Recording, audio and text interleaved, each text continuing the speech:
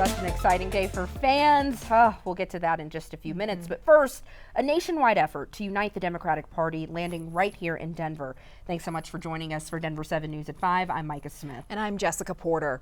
Democratic Senator Bernie Sanders and Representative Alexandria Ocasio-Cortez stopping in Greeley and South Denver today for their Fighting Oligarchy Tour. Denver 7's Ryan Fish is there now. The event set to begin momentarily. Ryan, we're told they expect around 20,000 people in the crowd tonight.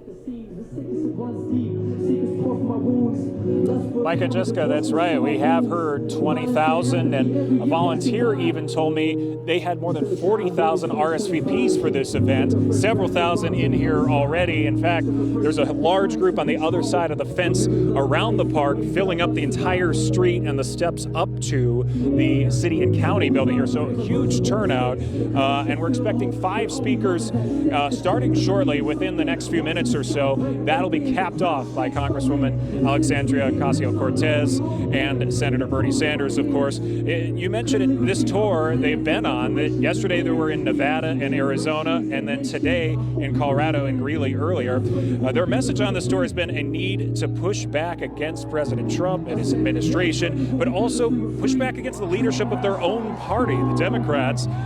That's been a talking point, especially after 2 national polls this week showed the party has less than a 30% favorability rating. But the message from Bernie and AOC tonight likely to focus on doubling down on a progressive movement and one that's less establishment. And clearly that has a lot of support here in Denver with the size of this crowd here tonight. We'll keep you updated as this rally goes on throughout the evening. For now, live at Civic Center Park, Ryan Fish, Denver 7. We'll be sure to follow the impact of this tour, not only across the country, but right here in Colorado. Thank you, Ryan. The tour has criticized the Trump administration for shrinking the federal government and slashing several federal departments' budgets. So we reached out to the National Republican Congressional Committee to get their take on this tour.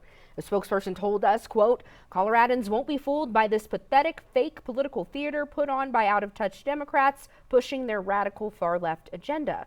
You can read their full statement plus other reactions right now on Denver7.com.